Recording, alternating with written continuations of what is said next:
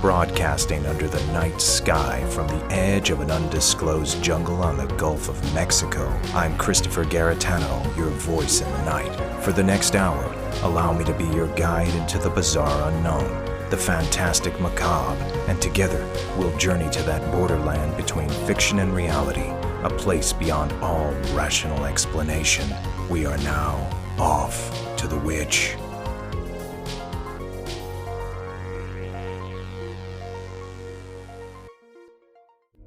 What's it like to feel certain that you're sick, really, truly sick, and have doctors tell you it's all in your mind?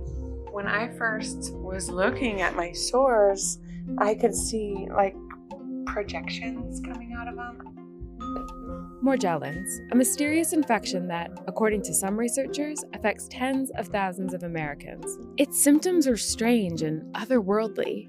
Enormous skin lesions with multicolored fibers of red and blue and green growing out of them. That was from an NBC special news report in 2018. Its topic was the mysterious effects and history of an enigmatic affliction called Morgellons. In many cases, throughout the years, there were unfortunate victims that were often told by medical professionals that they were experiencing a form of psychosis and that the bizarre sickness wasn't real.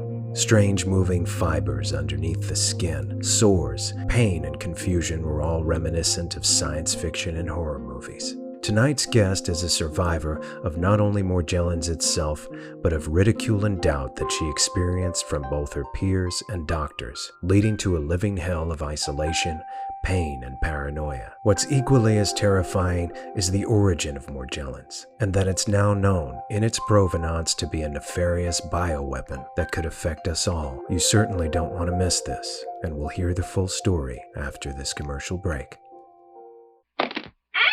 After these messages, we'll be right back. You are listening to the Off to the Witch podcast, where we explore that bizarre borderline between fiction and reality and all subjects arcane. Journey over to my YouTube channel and subscribe now at youtube.com/@offtothewitch for a variety of extras and special features, including the Off to the Witch mini docs with further insights on many of the latest episodes, as well as previews and behind the scenes of my forthcoming investigative series, Off to the Witch Presents, as well as the anniversary edition of my motion picture documentary, Montauk Chronicles. And follow us on social media. All links are available at linktree.com/Garetano7, GARETANO7, and stay tuned for more Off to the Witch.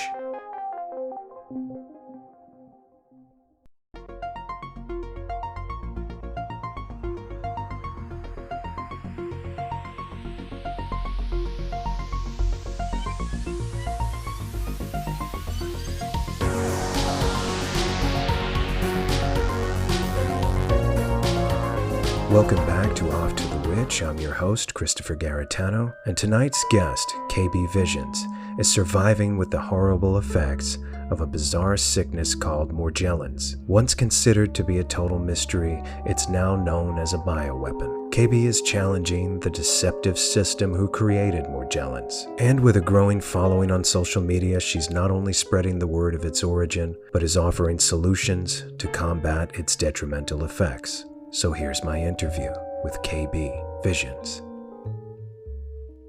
Hi, I'm KB, and I grew up in Boston. You could say I'm a Boston girl with attitude.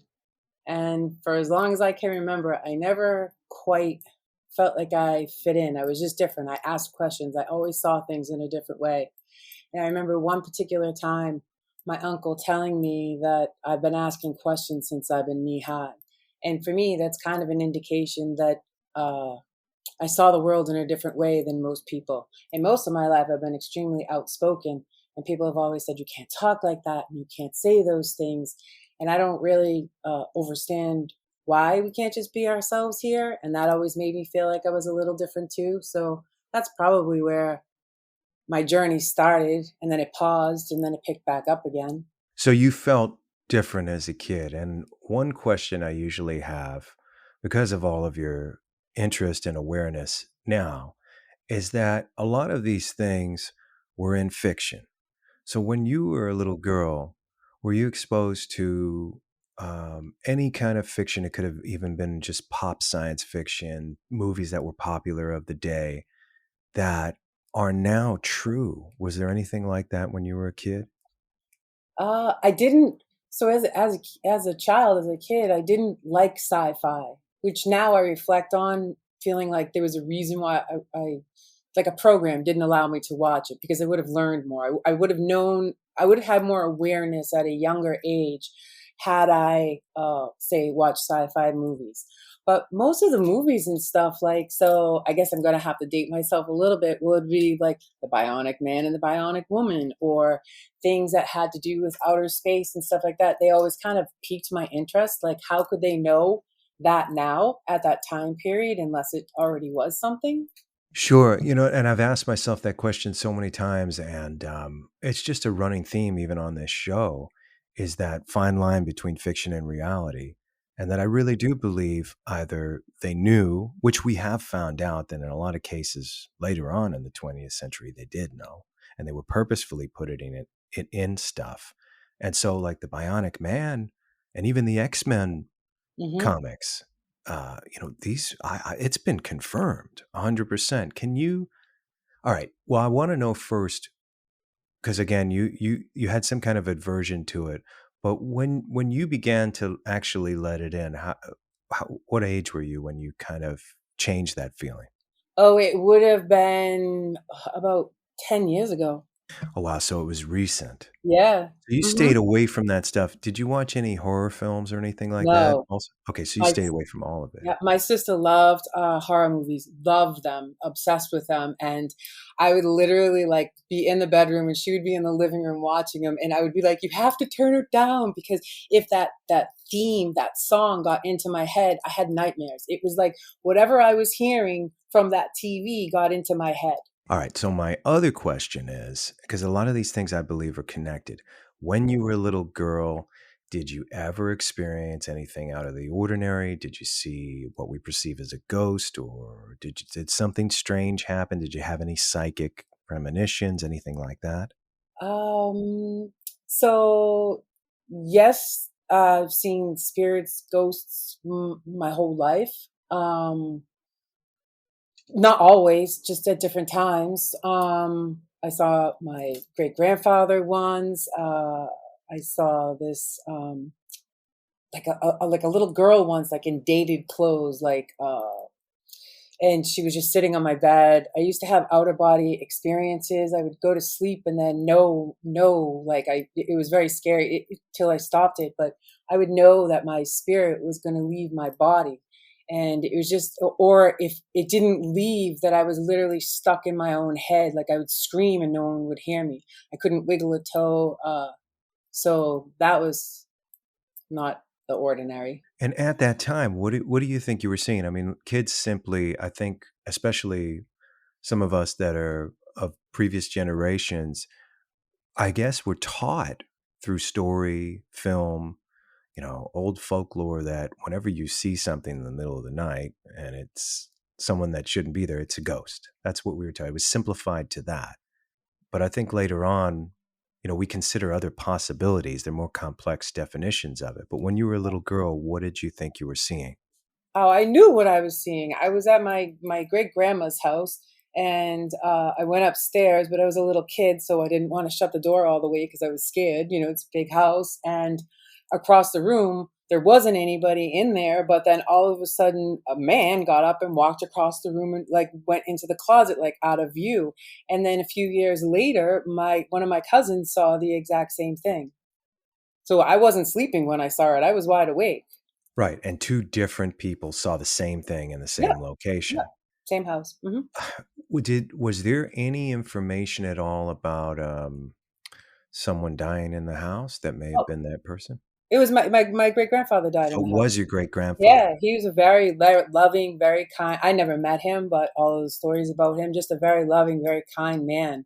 And, yeah, I never, met him, but he did pass away in the house. Did he look at you at all? Or did the apparition look at you? Did you ever make eye contact with it? it was more like it wanted to look away. Like I said, I had the door open. It was more, I guess the best way to describe it is what a gentleman would do is get up and walk away or shut the door if they saw it. You know what I mean? Like a little kid. You know what I mean? Like, Sure. like that's more of how it just felt. You know, like, "Ooh, I shouldn't be seeing this," and walk away. I don't know if that's what it was, but For you or for him? So it was his perspective, it seemed like he was kind of hoping that you didn't see him? it just felt like when like it wasn't like he was sitting there. It was like I looked and he was there, and then he just walked across the room. I Interesting. don't know if he wanted me to see him or not see him or didn't want to see me. I don't know. I really don't know. I just know that it was just a quick across the room. And that's the mystery of it. And so okay, that's a pretty profound experience. I mean, there's people throughout history in different times in their life that see those things, and others will never see those things for some reason. But because you did at such an early age, did you grow up with an awareness that there was much more to this world than just our physical existence and, us working and going to school and everything else? So, growing up in a big family, I didn't really. I was the fifth living generation. It was four generations of Boston firefighters and military and just a whole bunch of badass people. So I didn't experience a lot of death. I mean, my great grandmother, I would visit my grandfather and his great grandmother would be there. So I didn't experience a lot of death, but I knew as a child that we didn't die. I knew that when we got to a certain age, we just went someplace, and it was just kind of like this knowing that I had that there was more to hear. And then, of course, people who are just going along with the flow and tell me, that wasn't right and that's not really what happens and people die. But I always knew that wasn't true. And then now, like, in my research in the rabbit hole, the more and more I discover, the more and more that my knowing, I didn't question it. I knew what I knew. Like I just knew some stuff. So there had to have been, either gradual or some kind of really stark event that made you change or inspired you to keep diving in. Like, what was it that really got to you? There had to have been something, right? Or a series of events. So I would say that I'm a natural born artist, a creator. I'm talkative, inquisitive. I kind of have a intrigue for life, and I was surrounded by love, literally for a really long time in the first part, and then it was like this world, this society, what it's designed to do, the destruction of the family, and then causing trauma to children, and so things took a turn for a while. And then I just kind of went off on my own little path and figuring out what I wanted to do or how I wanted to be. And I remember I had a conversation, so I didn't stay in alignment with what I had known at one time, so to say. I stayed in alignment with my creativity and stuff, but not my knowing. And then I think the trauma probably pushed me in another direction for a while because my whole everything was off. And then I remember before I got sick, I was having a conversation with some friends of a friend on Facebook, and they were telling me about the government and all what was going on, and I was like, "That's not true." And I literally, it was just weird. And then they're like, "Oh, we have a Lois Lane in the crowd," and I didn't get it at the time. I get it now. And then when I got sick, and everyone was telling me that I was crazy and that I wasn't seeing or knowing what I was knowing, is when something came right back. It literally like. I just got goosebumps. It unplugged again. Whatever was blocked, whatever that trauma did, or a certain phase in my life, it was like a patch over things, and I couldn't receive any information. And then when stuff happened, it came off, and it's been literally flowing in from source since. So that seemed like a major paradigm shift. So you were in denial of the possibilities of deception in terms of who we thought we trusted and who we were actually trained to trust since birth, pretty much through culture and through movies, everything. And so then you have this major revelation, and it's a complete and total antithesis of the way you were probably thinking before. And so it was like an immediate thing. You felt different. And then is that when you started allowing yourself to kind of reconsider even looking at movies and things like that? I'm not I'm that type of person. I'm that being when you tell me I don't know something or uh, kind of discredit my thought processes or my knowledge, it kind of gives me ammunition, if that makes sense, to kind of go in a different direction. So um, when I don't think like as a kid, I really, we were outside playing. We didn't care about what was going on in the world in that sense. What didn't matter to me. We were gone, we were out, came home, street lights, that type of thing. Then, a little bit older and you're out there testing the world and the boundaries and what you can and can't do. And then came back to, so to say, my reawakening, I guess it would be, because I was, or reawareness, because I was aware at one time. But the comment when someone said that that I'm a Lois Lane in the crowd or something, I don't know what it did, but it stuck in my brain for a long time. And then when I became aware that I was sick because of a bioweapon, it was like I don't know, it was like keys just unlocked so many things in me, and from that point, I was just able to, I don't know, learn again or see things again. Okay, and I know, it's very personal and very profound and a horrible thing that you had to go through, huge ordeal, getting sick. But I want to start at the beginning of that because obviously you were sick before you had this paradigm shift. Can you take me, if I have your permission, from the beginning of the time you started having symptoms to where it was finally revealed the exact thing that you had, and then you started to realize other people had this, and then perhaps the details of that, and we can talk through it however we will organically. But what when did it all start? When did you really first start getting sick? I started in 2010. I started swelling. Different parts of my body would start swelling. It started in my feet, and then my feet and my lower legs would swell. And then I would get massive hives on my inner thighs and on my legs. I mean, from my knee to, up in inner groin area. And they were raised and they were super hot across my abdomen. That happened for a while. After that, it started going to my hands. And then my hands would swell. I would literally look like Popeye. And then they were super itchy. The itch would go away, but the swelling would stay at least another 24 hours in my hands and my forearms. From there, it progressed up and it started going into my throat and my tongue. And I didn't know what was happening, but I was going into anaphylactic shock. And I went to the hospital and I'm like, yeah, it happened a couple times. And they're like, what? And I was like, yeah. They're like, you can't, and then they explained to me what it was and they prescribed me an EpiPen. So from there, 2011, I probably spent half of the year in and out of hospitals in like the observation room because I kept having these reactions. From there, they did tests and they told me I was allergic to myself. So I don't know how this medical industry even still functions. Then 2000, so I had symptoms off and off. I had a lot of pins and needles in my extremities. Started just noticing just random things, but wasn't connecting anything.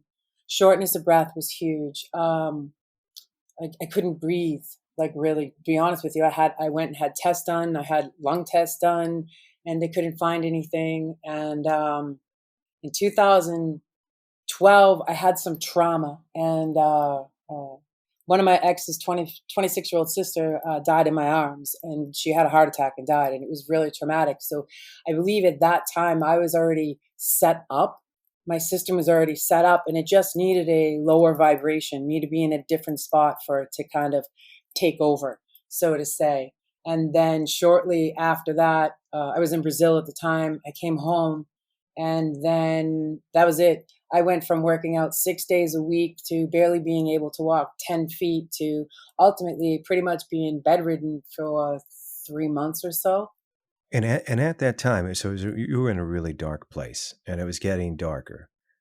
What were you going through in terms of like medical diagnosis? They were people telling you what? What were they telling you They were had? telling me I was depressed. They were telling me that it was in my head. They were telling me that my hair moving on my head, which did, or my hair changing, wasn't, that I was imagining it. I went to a neurologist and I told him I could hear in the back of my head like a liquid, like a fluid. I don't know what it is. And he was so insulting. He actually put his ear to the back of my head and said, I don't hear anything.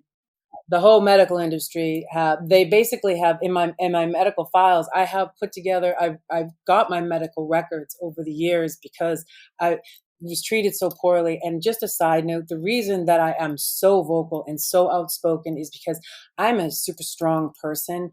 And for me to be manipulated or harassed by this medical industry, it broke my heart to know that someone of who didn't have my strength, how much they would be abused in this system and told that they were crazy when they weren't crazy. So this Right. is And wild. just not to step too far ahead, but you later found out that's exactly what was happening. There were other people, a lot of other people going through exactly what you were going through, and the doctors were reacting the same. I do want to get into what the speculation is as to why in unison all these doctors wouldn't consider this as a problem. Because here's the thing. It was all manifesting physically to you. So how could a medical doctor sit there and tell you it's in your head? They would have to do an intense study with a psychiatrist and really determine what that is. As both scientists and medical professionals, they couldn't just simply spout that off. So there had to be something else to it. So if you They can, did make me go. they did make you go. They had me go to a psychiatrist and they had me go to a therapist, and the psychiatrist and the therapist have contradicting reports. The therapist says pretty much that I'm just going through some shit and I was fine. You know what I mean? The psychiatrist, on the other hand, pushed Adderall on me, pushed sleeping pills on me. I mean, pushed the shit. Like I had boxes. I filled the prescriptions. I never took them because I was so mad that they were doing this that I just wanted to go along with what they were doing to see how far they would actually go. And it was outrageous. What was the explanation for the physical manifestations, all the symptoms and the clear physical problems you were having? What was their explanation for that? They said the swelling, that I was allergic to myself. I had an autoimmune where I became allergic to myself. That doesn't even make any sense. They said that I went to, because a lot of what goes on takes place in the gut. So there's a lot of gastro problems. And I saw 2 different specialists in 2 Boston hospitals, and they never were conclusive on anything, ever conclusive on anything. Neurologist didn't come back with anything. No doctor had anything of value to say or to offer other than, I'm probably just making it up, even when I brought in samples of stuff. So they never gave me a conclusive thing. I don't know. I can't to this day grasp it. So I now just, that we've described some of the symptoms, and I want to get into the more elaborate ones, by name, this has a name, this it does. disease. It And, does. and Well, it's a bioweapon. It has a okay, so patent. I want to talk about its origins, its name, and when you discovered that information. So I started having really weird symptoms. Like, like sci-fi type shit going on, and I couldn't figure it out. And I'm super intelligent and I'm great at like puzzle solving and deducting and figure shit out. And I was coughing up these like threads. They were like moving fibers. And I had these threads, these little fibers that were growing out of my feet and my hands and my eyes. These are the areas, and I didn't know what it was. So then I'm an esthetician by trade, so I understand skincare. And I had on my abdomen these weird spiky like pimples. So I decided to try to see what was in it. So I lanced one day, and there was like this little wire thing. I have a video of it. I posted a while ago, long time ago. And I tried to get it out and I couldn't get it out. So I guess you could call me kind of a MacGyver. So I wanted to see if anything happened. So I took a piece of clear tape, I put it over my abdomen, and sure enough, there was probably a 7-inch black fiber that came out. So I started researching, and then I heard about this crazy thing called Morgellons, however, it's Morgellons. And I started looking into it, and there was these people talking, not a lot. I had to go like on YouTube and really search, and there was some people talking about something similar. And I was like, well, wait, this is it.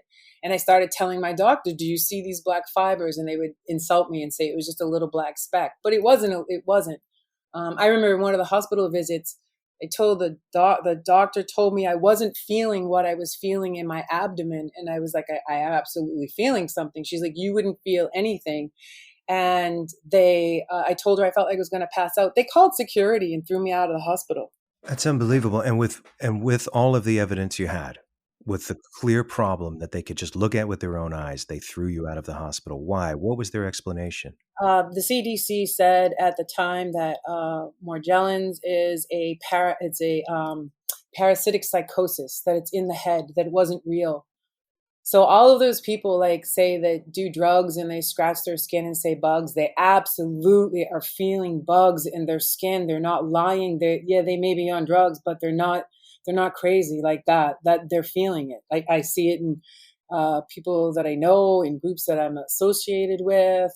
It's very real, and it's very horrifying because people don't even know that it's in their system and that it's changing them. So Morgellons, for quite a stretch, was something that was mythical and was told as a conspiracy theory and a lie by the medical community, and that's what they were putting out in the world. So anybody that was looking for help with that word in their mouth, they would label as a nut, right? Yep. Okay.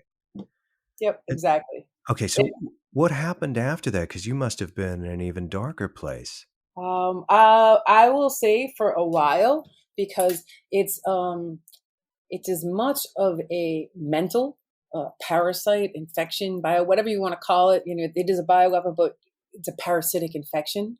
It's as much of a mental one as it is a physical one. So it changes you. It doesn't want you to survive. And I know this sounds so, if sufferers of this know exactly what I'm talking about, they know exactly what I'm referring to. And actually Harold Kautzveller in his Woodborough Basis lecture touches on this a lot. But it's like we have a response or a reaction. And for me, when I was in a really dark place, because it didn't want you to survive. I don't know how else to say it. It just didn't want me to. And it would want me to jump all the time off of a building. I used to go on the roof and like just hang out up there where I lived in Boston. And then afterwards, when I learned about that it came from the chemtrails, I would be up there screaming at the chemtrails. And I wouldn't go near the edge because I felt like it sooner or later was going to have me go over the edge. Like it was literally physically go over. It is. I can see why weaker people don't make it, and I don't mean that as an insult to anyone weaker. I just mean I understand why they wouldn't make it. And there have been a lot of people now looking back in hindsight and doing the research that a lot of people didn't make it, correct? Mm-hmm. They're sick. I mean, there's some people who are like sick, like mentally sick, physically sick. Joni Mitchell for years has been really outspoken, folk singer about this. And she talks about, oh, I just got goosebumps again. She talks about waking up on her floor 2 days later after having episodes with it. I mean, it alters our DNA. It changes who we are. It changes our immune system. Like it's an invasion of the body snatchers is what it is. Now, where was the name coined? Was it coined outside of any official situation by a victim of it? Or does anyone know the origins of Morgellons? That's interesting. I don't know. I know that it's on the patent for it. Okay. Like there's a patent. It's U.S. patent 6245531. And it's a U.S. patented this is what it says: a U.S. Patented military bioweapon with insect DNA ectozones in humans. Okay. And I want to go over some of the details. Okay, so you're literally and I've heard from someone else that has Morgellons that went through a similar thing, and then I did a little research on it, and then now I'm talking to you, and it's just so fascinating and terrifying all at once. Okay, so these fibers, from what you know, what are they, and what exactly is the purpose in this, or what you suspect or what you found in your research? What's the purpose of these fibers growing in your body, and what exactly was the process of you discovering them? Did you look at them under a microscope? Did you examine all this stuff because you were alone, and it must have been terrifying, but you found strength enough to at least try to collect information? Can you tell me about that period? So at first I just started like just looking. My thumbs, all of a sudden I would look and I would have like it's almost like clear, but it's not quite straight. It has like little kinks in a couple of spots. Like it's once you know what it looks like when you see one, like I could see one on your shoulder, I would know exactly that it's one of those fibers because they're everywhere. So, but they would grow out of my thumb. Like I would just be doing something, I would look and I would see this fiber in my thumb just moving. Um, and then I have on video one time I was coughing and because no one would, so let me back up for a second, because nobody would believe me what I was speaking on and everybody was trying to discredit me. I started documenting everything. I have documentation for 10 years of what has come out of my body, what has changed in my body, me coughing up a moving fiber. So that's where I started discovering the fibers. A lot of what I was reading at the time was talking about black specks, like little black specks in your skin and stuff like that. I had that, but it was I mean, I know my body. I started having, things come out and move. So that was the premise for the fibers. The fibers are aware. There's something about them that they're actually attracted to our DNA. Like there's something in it, like if there's a fiber moving and you go within the vicinity of it, it gets excited and it tries to get to you. I don't know the exact reason for them. I would assume that there's some kind of like a fiber optic or an antenna that would change something, a frequency or perception, or I mean, it's advanced technology. Now, and I've heard this before too. They move. Mhm. So what exactly?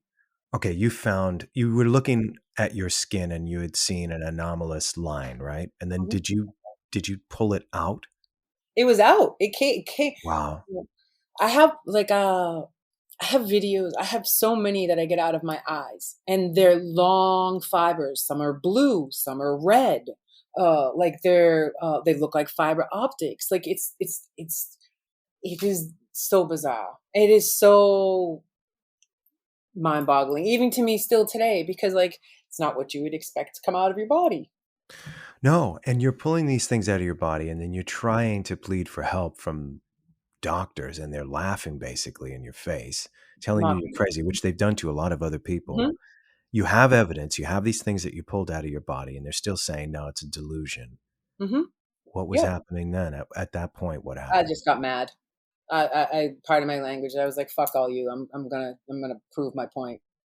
So That's just what was how the I next am. step? Like, how, no, no, I need to hear it. It's honest. It's important. What, what was the next step? You must have felt completely lost. Um, I had to uh, I had to start healing in some way because I lost 30 pounds in like 2 weeks. I was literally like gross skinny, and I was not in a good place because no one believed me, so I was alone, and it was a really scary situation. So I kind of had to get out of my own head. Like I was either literally like, if I wanted to survive, I had to shift. I had to do something because I wasn't.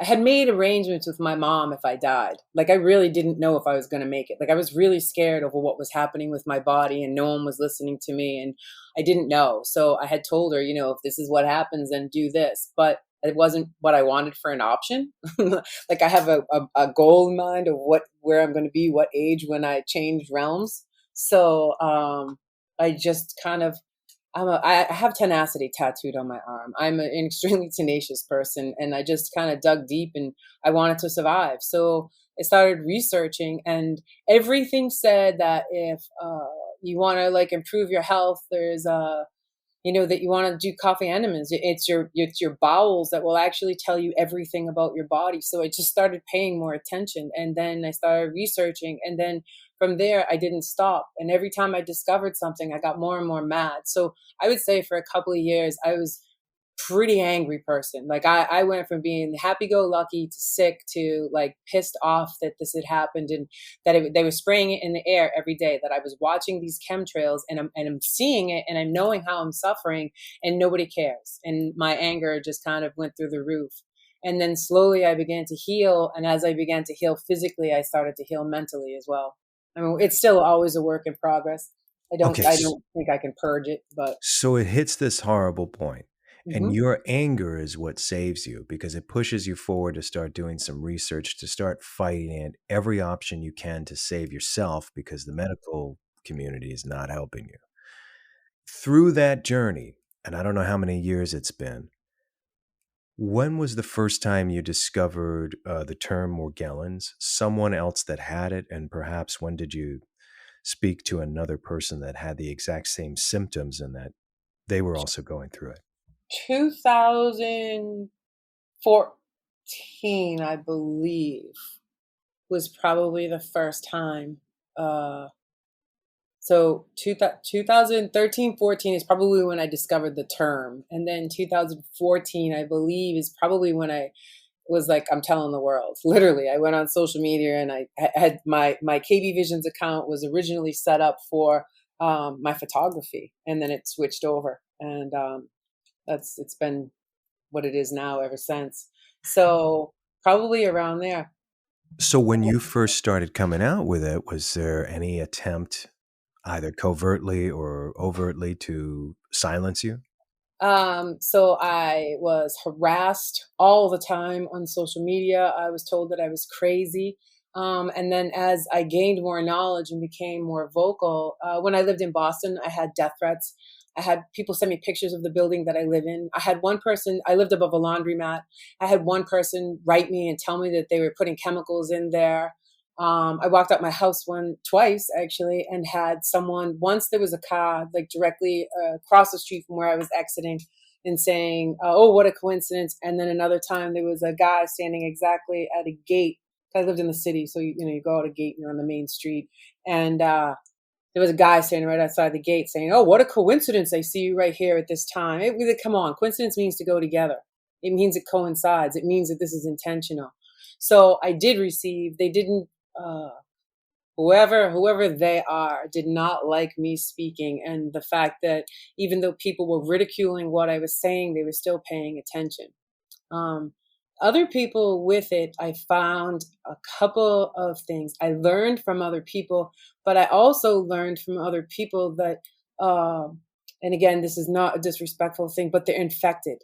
Morgellons is an infection. So if they're not working on their mind, they're not actually always, so to say, in control of it.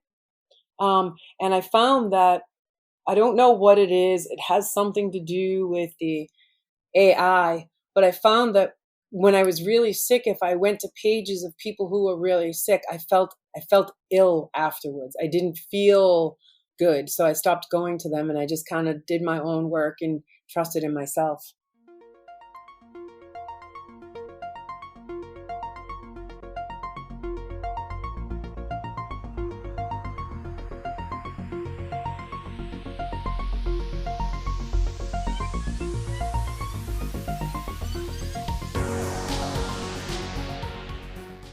After these messages, we'll be right back. There are those who say that this quiet town holds many secrets. Legend has it that beneath this very tower, a dark force had its eyes set on the children.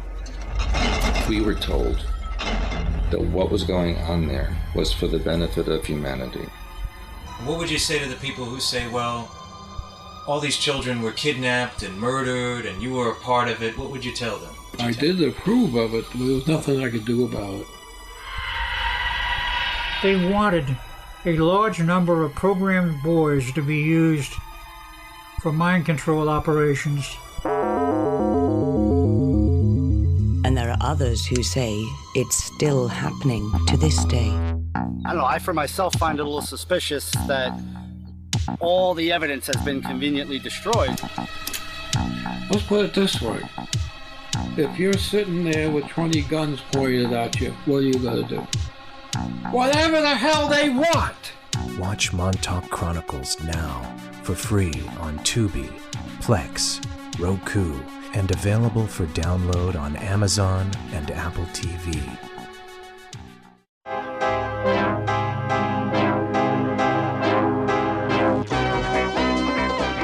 This series presents information based in part on theory and conjecture. The producer's purpose is to suggest some possible explanations, but not necessarily the only ones, to the mysteries we will examine.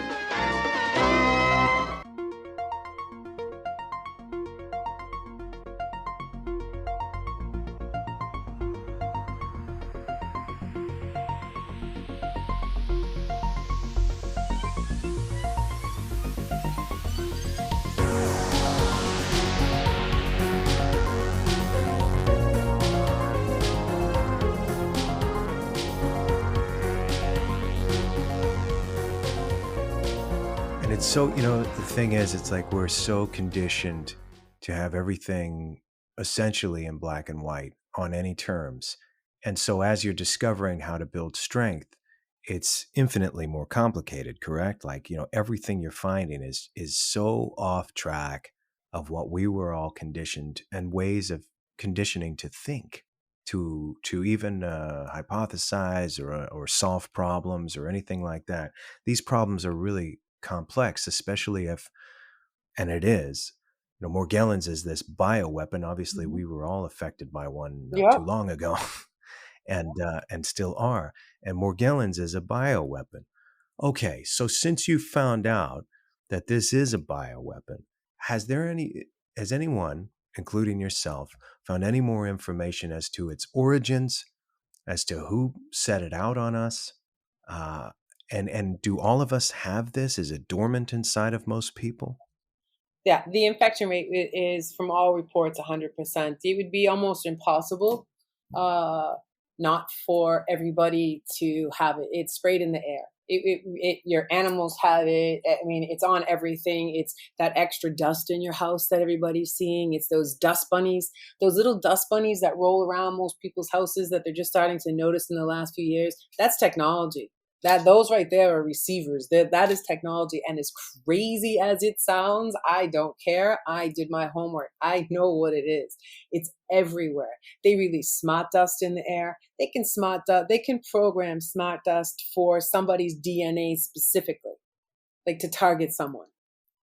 This is way advanced technology, and it is everywhere. So it's usually the body that's rejecting it is the one that suffers, not the one. A lot of people are just incorporated in. I do have a theory on its connection to the latest bioweapon. I believe it's a prerequisite for it. Is ultimately, to put it so simply, their goal is control, mind control, controlling people, perhaps even controlling the population, reducing it.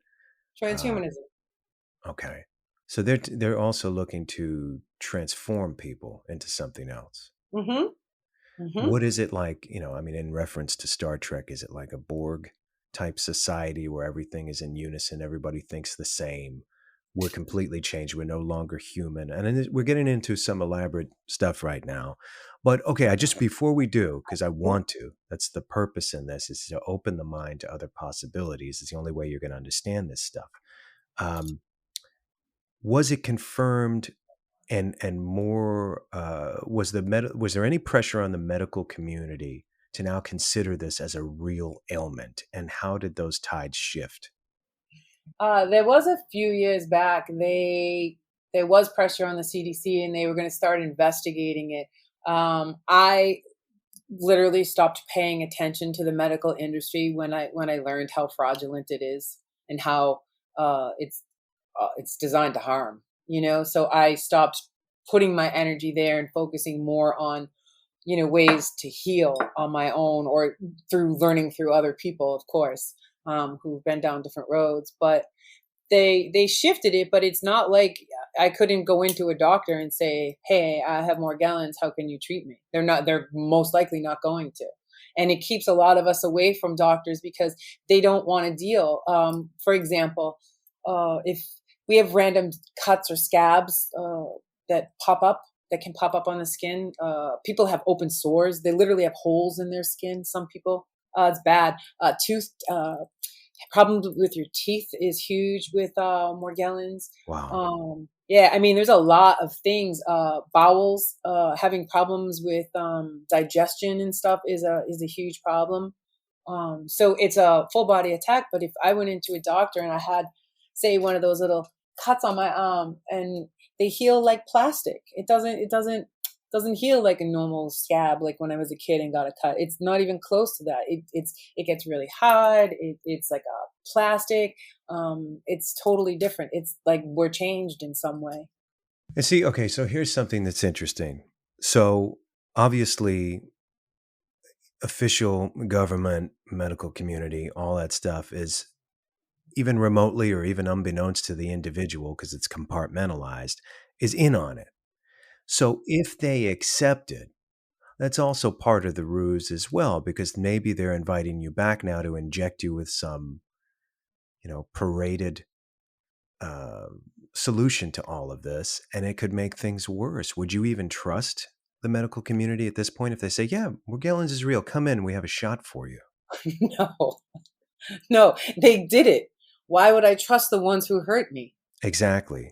So, number one, the message would be, no matter what they say at this point or confirm, they're not to be trusted because these are the people who did it, or at least the higher ups that control these people. Second, you have found ways to bring relief to the symptoms, and I think that's really important that we talk about that. And I do want to get into the deeper roots and ideas and theories behind what the purpose is in all of this, and I guess some existential stuff that some people might not be aware of. But what have you done to relieve the symptoms of this horrible ailment? I would recommend for anyone is, and I really mean this, is to trust your intuition. If you're truly you in there, you'll figure it out. It's like you kind of have a knowing. So I just started trusting my intuition, and and like I said, I had a background in skincare, so I just started like thinking like what would help me. What's my problems? What are my ailments? So I will say that the biggest pivotal point in my life in being able to heal was a coffee enema. It changed everything. It allowed me to have energy. It purged the mucoid that was controlling, I guess, in a way, because it's a parasite, right, in your intestine. So that's what it does. And then baths are a huge asset.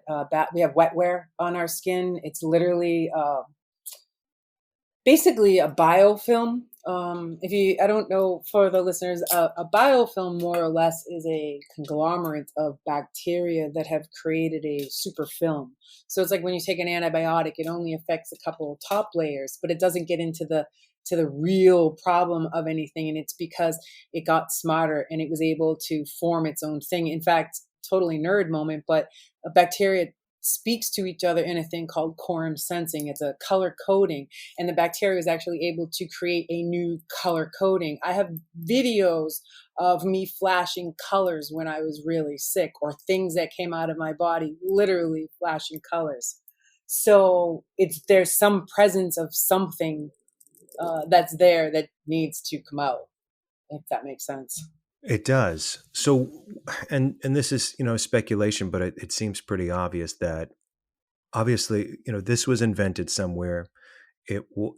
All of its symptoms were probably designed, and they knew that if it was put on the populace, people would start complaining about the symptoms, and they also knew how they were going to handle it by claiming people are crazy because the symptoms are so elaborate and so akin to science fiction, body horror movies, as they call it. It's a genre, like a lot of David Cronenberg stuff, where these anomalous, really elaborate, weird things are happening to the body that we've only seen in science fiction films. You would see this this is like a creep show episode, Yeah, it is creepy. Yeah. And so you have these fibers that are growing underneath the skin and they move. Yeah. And I get cuts. I get long cuts. Like all of a sudden, like on my arm or my leg or somewhere on my body, I'll have like a 7-inch, like I got scratched by a little baby fingernail, and it's like healing, but they just appear exactly like that.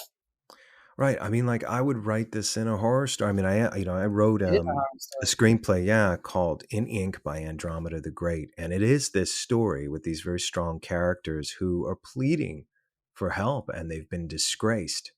And, the rest of it is this semi-paranoid fantasy that just about everything that you might think is fantasy is real. And I want to get into that. So we've confirmed that there is this bioweapon that's being used, and it's really strange. It's kind of like the weirdest, grossest science fiction films we've seen, but it's real, and it can be proven to be real, and has been, even though that community is probably still not confirming it 100%. No, but I do believe. I'm sorry not to interrupt you, but I do believe a lot of people have active Morgellons but don't know about it. So if they're having, say, IBS, there's a really good possibility there's a ropeworm that's connected to Morgellons and it doesn't show up on any medical test. I mean, zero medical test. So like hair loss, or do you know what I mean? Or like there's different Sure. things going on with their body. Memory loss.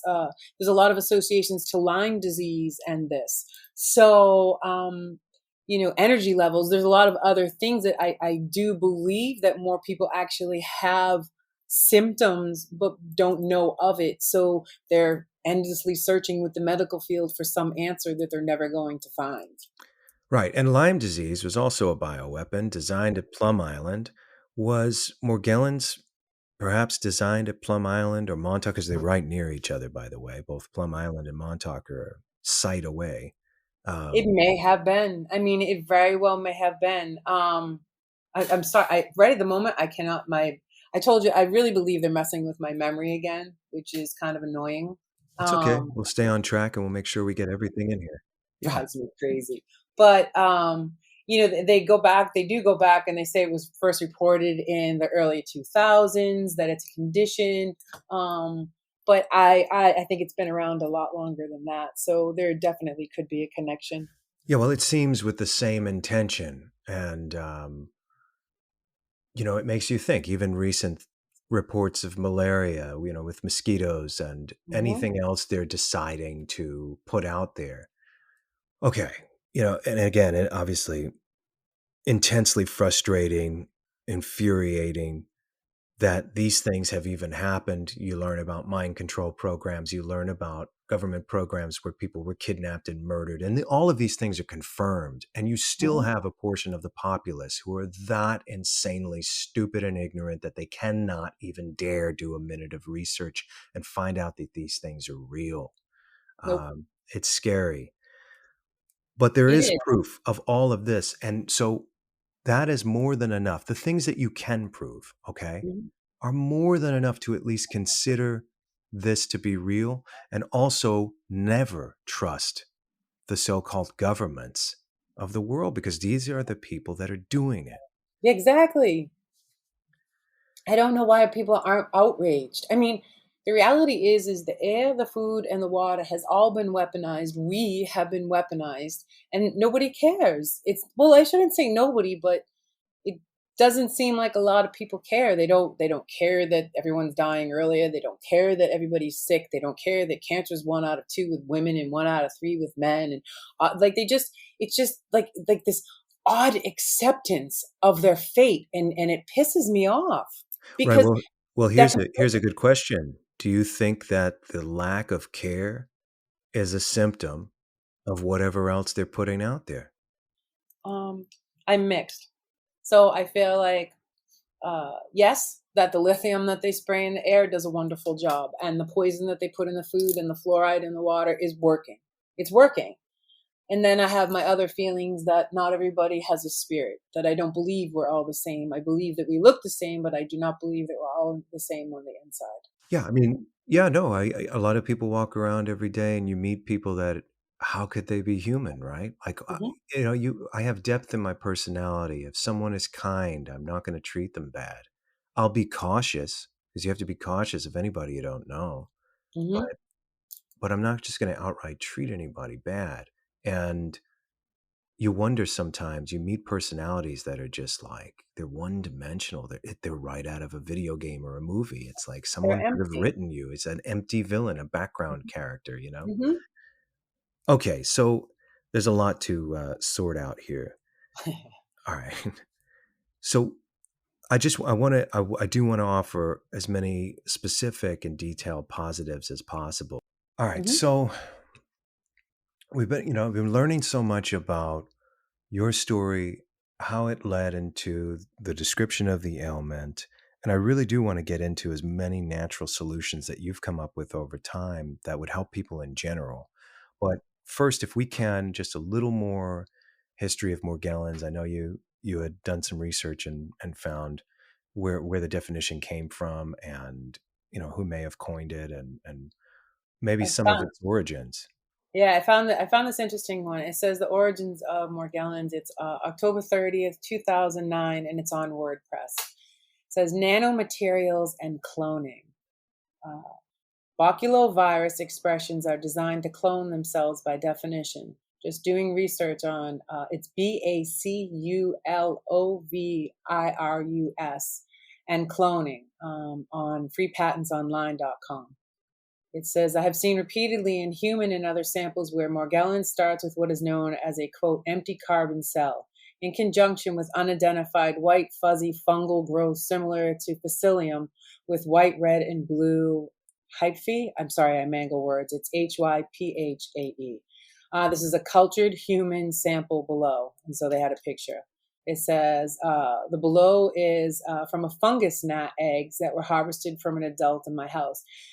The empty carbon cells, aka fullerenes, then process into the creation of the sphere capsids and they're showing again pictures that's landed in someone's yard. So they're showing how that it's a fungus, that it's growing fibers, that it's basically mimicking and reduplicating a cell, but in a different way because it has the bug gene in there now.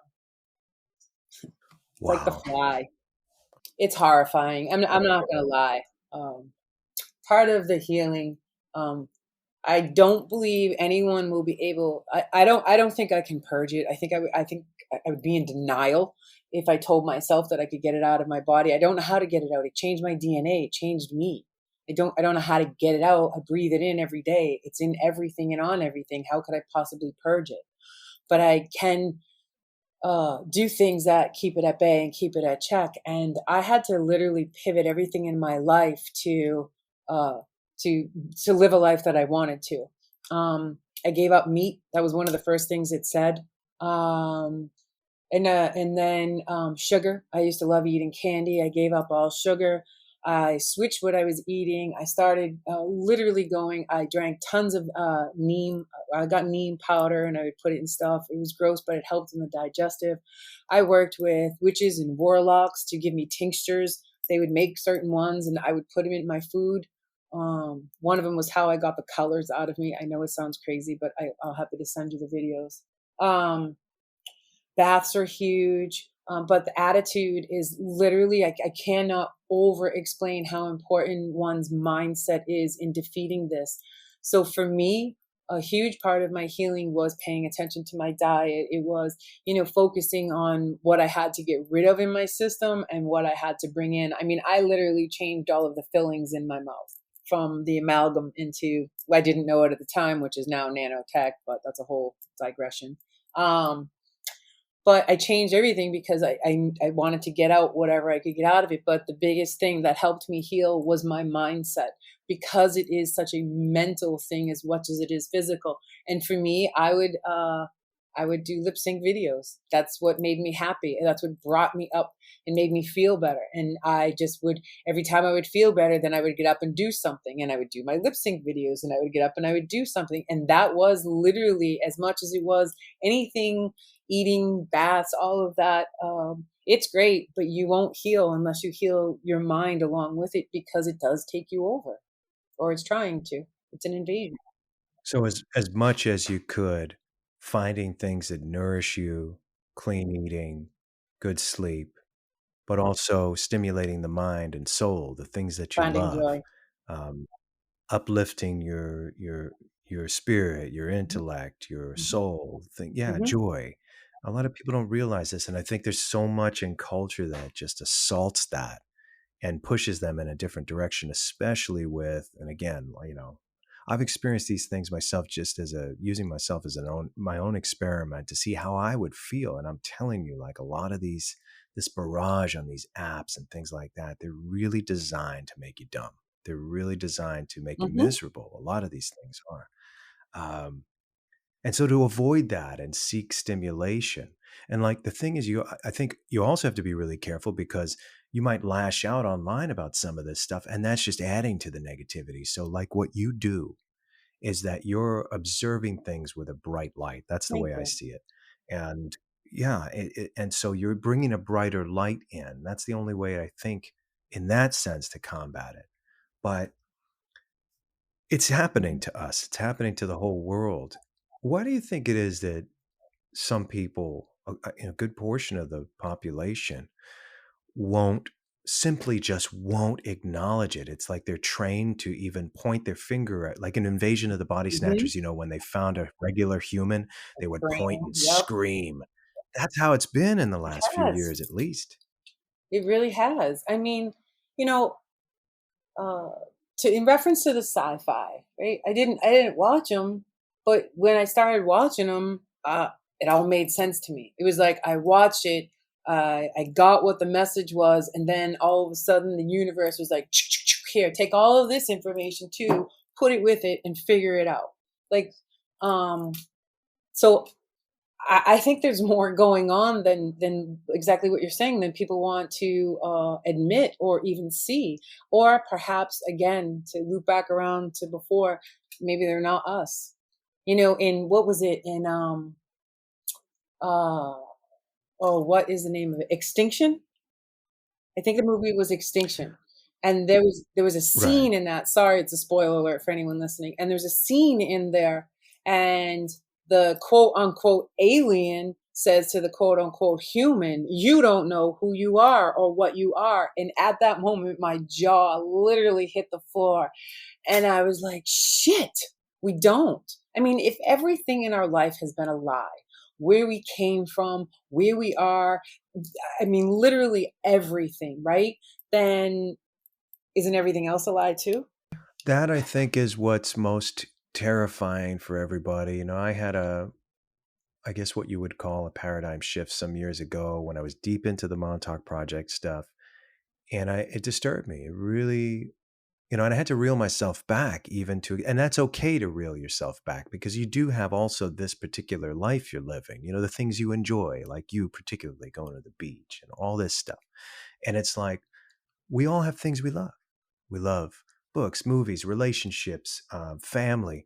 Hey, that's just as real. Enjoy that stuff. And so I think there's so many complex counter problems with this, because if you get deep into conspiracy stuff and then you start to get angry and upset and dark all day, hey, that's working in their favor as well. And they might even be aware of it, because they think on a much higher level than most people.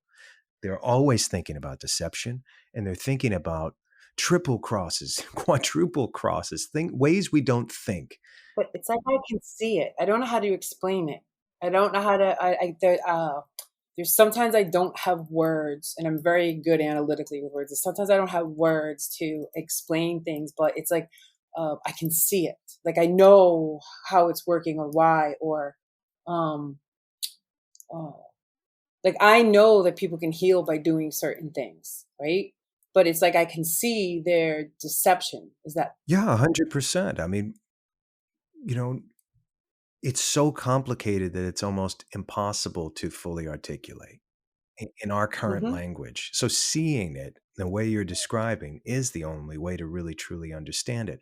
But I think you planting the seed that there is deception in the way you are showing information is you dropping that proverbial stone. So that creates a ripple effect and allows the person to think for themselves, because for the most part, that's what's most important, that they take that grain and it grows, that seed, it begins to grow. I never want anyone to, you don't have to agree with me, and you don't have to, you know what I mean? All I ask is you just listen. That's it. Just listen. Sure. And to be aware too, there's so much evidence to support the things you're saying. Yes, there is. But I don't, there's a lot of people out there that say like, well, this is the truth. Well, this is my truth. Do you know what I mean? Like, this is my truth. This is the reality that I'm faced with because of what's going on.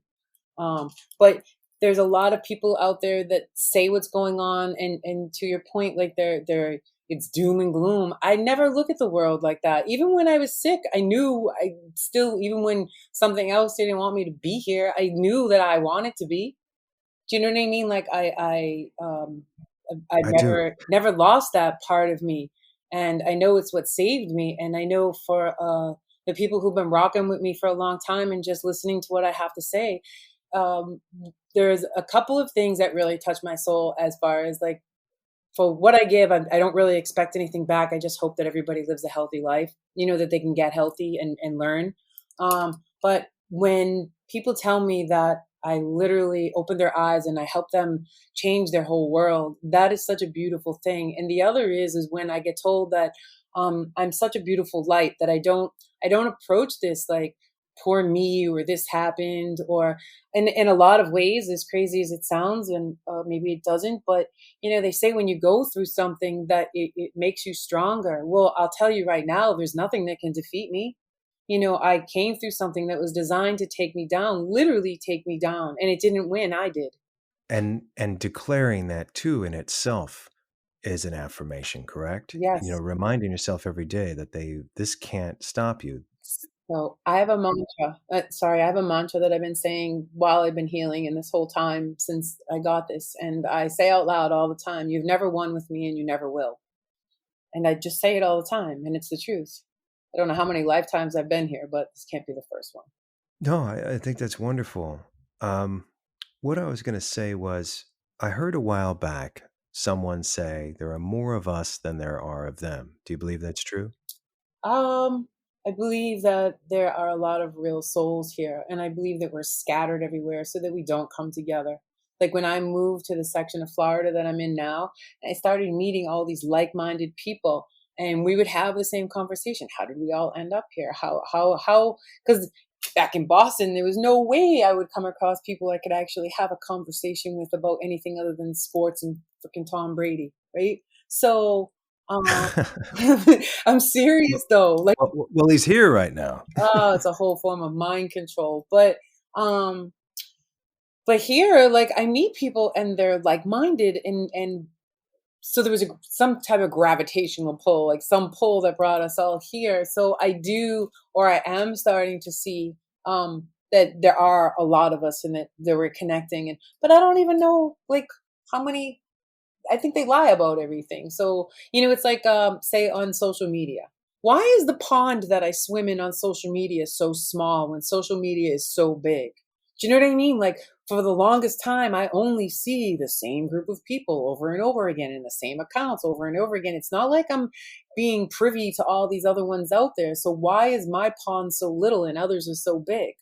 Do you know what I That's mean? an algorithm keeping it that way. 100%. That's exactly what it is. So my perception of what the world, you know what I mean? So our perceptions of the world are very varied now because of what we're being fed or told, or I don't know, it gets really complicated. But yeah, I think there's a lot of good people, but I don't know how many. I don't, If I were to bookend this with a decent summary of what's going on, and I want to hear it obviously in your words, at some point in the 20th century, or was it even before that, or is our entire history a lie? Like, I want to go back in the timeline, and if we can summarize it, obviously we'd be here all year telling the story.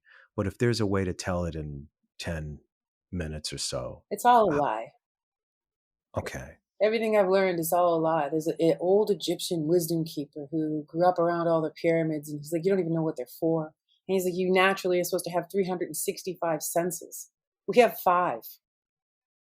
Where's the rest of them? Well, they've been described in fiction since I was a kid, Where did they go for us? What did they do? Maybe they're being dulled. They put on purpose. something, yeah. I mean, that would be Black Mirror when they put the chip in the head, right? And the little kid couldn't see things. Well, they're trying to do that now. Neuralink and variations of it's going to happen. Neuralink's already been connected. 4 years ago, Elon Musk said that he had already connected the brain computer connection. He just needed to fix the bandwidth. Wow. That's why you think it and it shows up. All right. So talking about science fiction for a second, obviously, an incredible movie in 2000 was The Matrix. Yep. And, previous to that, there was Dark City. There was They Live. All kind of Invasion of the Body Snatchers, all variations of very similar subject matter. But I would say Dark City and The Matrix were close, in what they were saying.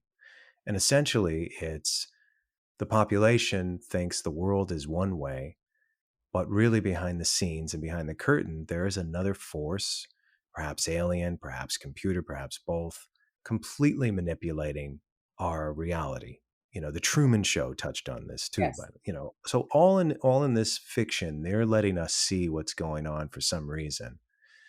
And that movie, that movie changed cinema, The Matrix. I mean, like, there have been variations throughout cinema history of that, but that changed things. And I wonder, and even the makers of it completely transformed, both of them.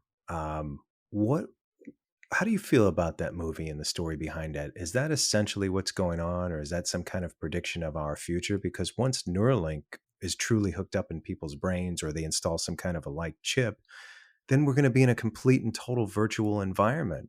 The VR helmets of right now will be obsolete, and you won't be able to tell the damn difference between what's going on in the VR world that's being programmed into your brain and this one that we're sitting in right now. There won't be a difference. It's like the Russian dolls. I don't know where we are. You know what I mean? At one time, I thought I knew exactly where I was. I don't know anymore. Like, I really don't know. So you're questioning our reality as we know it, as some great minds have. They've said, this is some kind of construct we're in right now. This might not even be real. Like, I don't know. I mean, did we get, like, at one time it felt real. It doesn't feel real anymore. I feel like I got duped and I'm in something that I never used to be in, where people are mean and they're cold, and like, it just doesn't feel, I don't know where we are, to be honest. I wish I had that answer. And one of my friends, years ago, one of our very first conversations, and it's those deep conversations, and I had said to him, don't ever tell me that I'm in a computer. And I kind of knew at the time when I said it why I was saying it, but there's a really good episode on Stargate 1 of the Aurora, and they're in sleep stasis pods, and they don't even know they're in the pods. They have to enter the system to tell them that they're in the pods. That's amazing. I mean, look, yeah, we're certainly living in the bizarro world, because I'm in my 40s, and I got to see transition of art, music, and movies felt completely different than it does now. And whereas you have, at least in the US, the president of the United States decides to interview a musical artist with a song called WAP Right? in front of the whole world. And hey, she can make anything she wants. I encourage it. Make stuff racy, crazy music. I don't care. But that shouldn't be, with all of the talent and all of the stimulation that could be brought in front of the nation and the world. You bring that in front of the world to have a conversation, and that's my issue with it. Yeah, it's like the demons are running amok and nobody sees them. I see them. I don't know why anyone else don't see them, or the majority. Like, it's happening right there every day. Well, see, the issue is everybody, a lot of people did see it and they wanted to question. And during that time, as you remember, a very short time ago, the zeitgeist was, you're going to get your ass canceled if you dare speak against anything. Then that's when you should speak up. Those are constraints. Those are things that there's always a way to get a message out. There's always a way. I don't care if you're going to be a town crier. There's always a way to say something. But it's the control that always holds us back. So the threats on canceling, or I've had my accounts hijacked multiple times. Do you know what I mean? Like, shut down. And I don't care. I'm going to keep saying what I want to say. You do you, and I'm going to do me. Not you, but them. Them, you. No, but I understand and I agree. I mean, I'm the same way too. I'm very cautious about what I say online because I know everything is a monitor. But I have nothing outside of just raising questions. Yeah. The same questions that should be on any sound mind going through what we went through. So ultimately, what I'm getting at is, you do believe that the last 3 years were part of a major conspiracy, correct? Oh, yeah. I mean, look what it did to people. Look what it did to society. Look at how many people are programmed to say the same damn thing. Be safe. From what? From what? Everybody says it. Every store you go to, everybody you encounter, be safe. I should put it back in reverse speech and see what it actually means.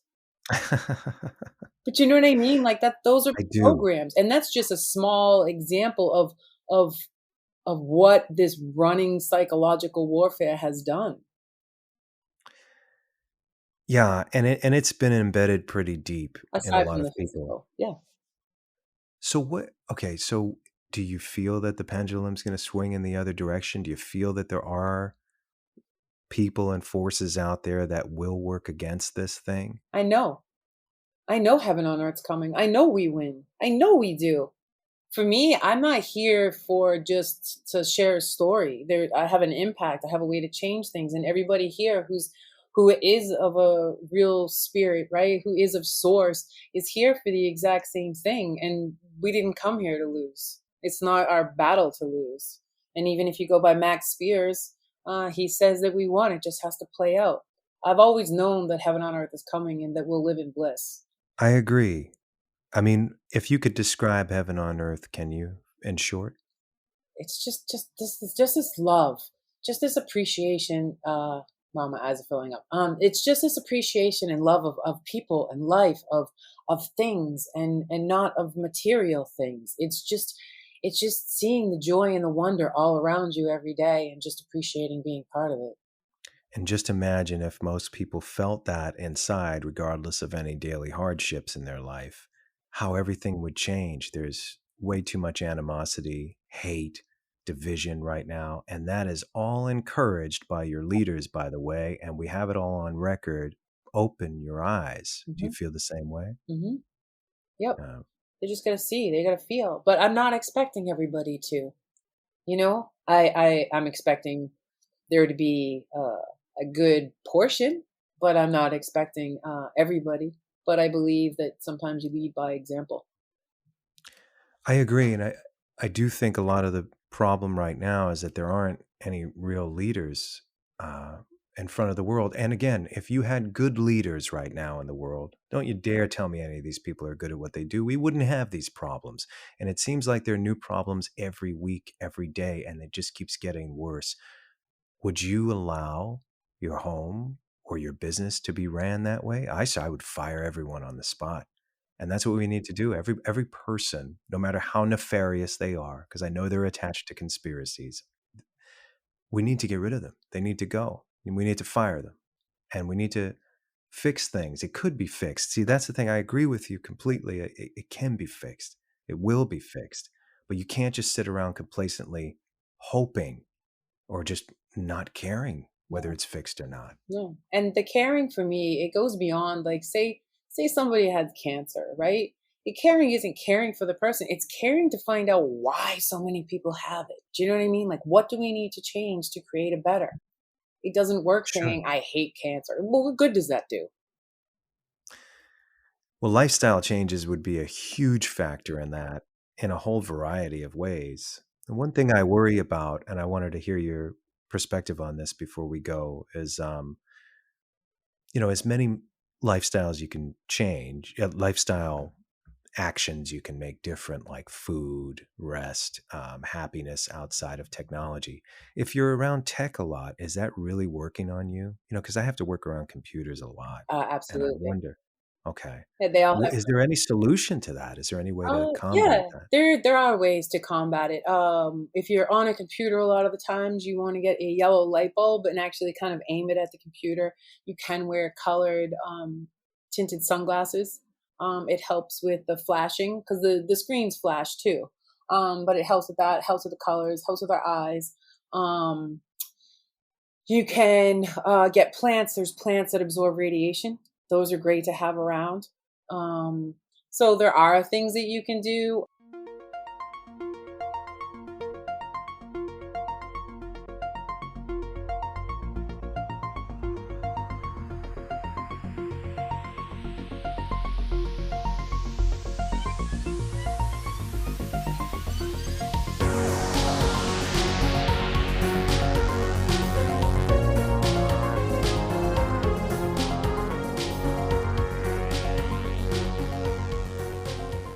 Welcome back to Off to the Witch. I'm your host, Christopher Garitano, and I want to thank you for joining the conversation tonight. We had a bit of a technical glitch when recording the final moments of the interview and only lost a minute of KB's last question. I asked her my normal final question of what she would take with her when she leaves this physical existence, and her answer was consistent with many others, in that she would take her memories, beautiful and otherwise, to remain herself in this journey going forward. I believe in the good fight. Keep your eyes and your mind open, as evil does exist, and sometimes in the form of politicians and government who claim to care. Until next time, try to enjoy the daylight.